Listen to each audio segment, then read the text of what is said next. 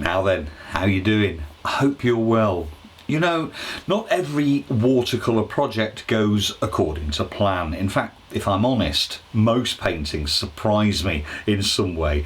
And I learnt a long time ago to not only accept that unexpected things will happen, but to try and capitalise on them. Well, for some reason, this particular painting gave me grief, and a rookie error needed fixing right in the middle of it. Well, I firmly believe such challenges are there for us to learn from. Welcome to Flatford Mill.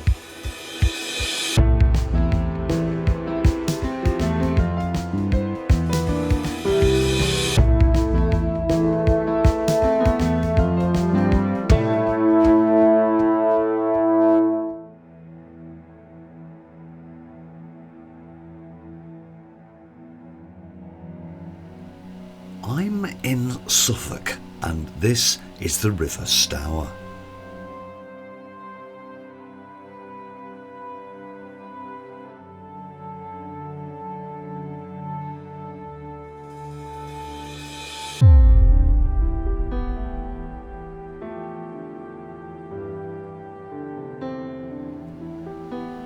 The weather has been somewhat changeable, which basically means it's rained a lot.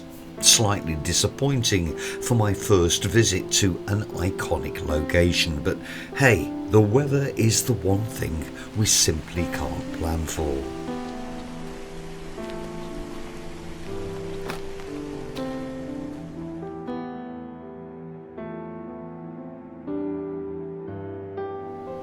Now that the rain has finally stopped, it's quite pleasant walking alongside the river, enjoying the trees and reflections and the view across to the mill over on the opposite bank.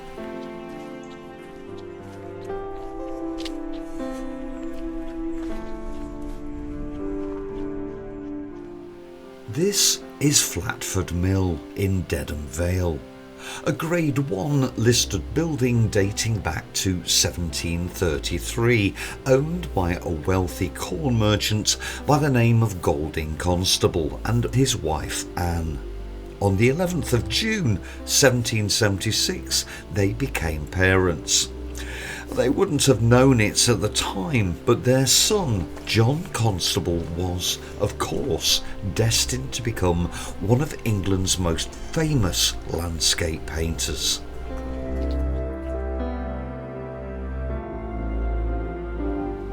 John Constable sketched and painted much of the surrounding Suffolk countryside, but perhaps one of his most famous works originates right here. Willy Lott's house, standing on the banks of the river right next to Flatford Mill, was the setting for Constable's now iconic masterpiece, The Haywain.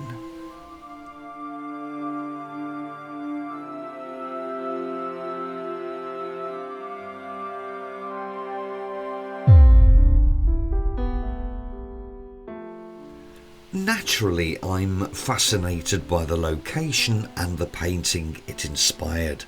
So much so that in my mind at least, it's important to try and place myself in the exact spot that John Constable stood when the painting first started taking shape in his mind.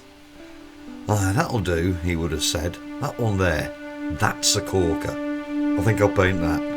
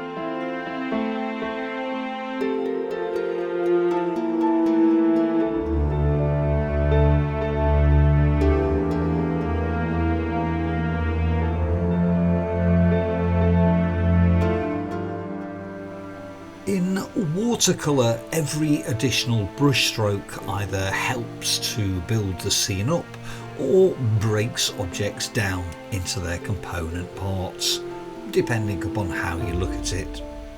Well, this presents us with something of a challenge, since adding too many brush marks can have an adverse effect on the overall impression, making it look overly busy or cluttered, which can result in the underlying message being lost along the way.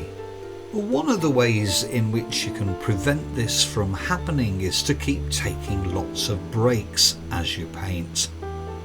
Distancing ourselves from a painting can help us to reset our perspective and help us to see it with a fresh eye. Ideally, we need to be able to see it as others might see it and not be bogged down by everything that we feel is wrong with it. Of course, having negative feelings towards our own painting is just par for the course. The truth is, we all have a unique relationship with our own work, which inevitably means that when we look at our painting, all we see is everything that's wrong with it. If you've experienced that and are concerned about it, well, take comfort from the fact that it happens to everyone at some point in varying degrees.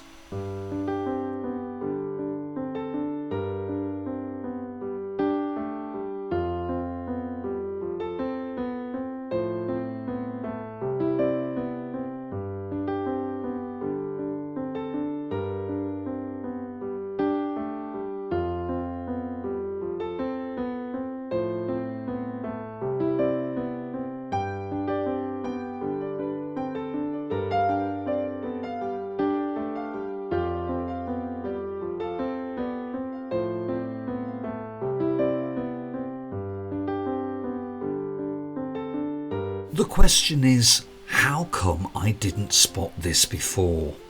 The roof of the cottage isn't right, and I'm silently cursing myself for having taken my eye off the ball and let it happen. Specifically, I'm looking at the slope of the right-hand section of roof, which is looking horizontal at best, but in fact, it's worse than that. It's actually sloping the wrong way. Only very slightly, but it's enough.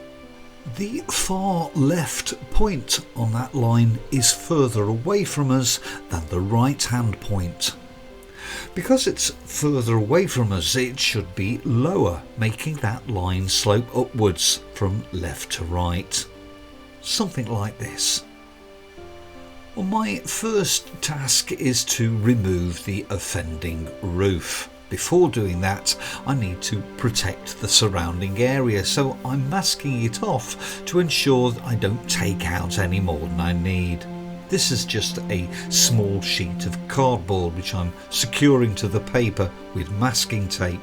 This is the perfect job for my trusty Woolley's Wonder Brush. Of course, any stiff bristle brush will do the job, stencil brush for instance. I'm simply dipping it into water first to dampen it and then lightly scrubbing away at the area concerned. Once I've rolled it back to white paper, I'm dabbing it dry with a piece of tissue. I'm repeating the exercise. This time I've masked out the top section so that I can lift out the roof below it. Dab it dry with tissue. I think that'll do.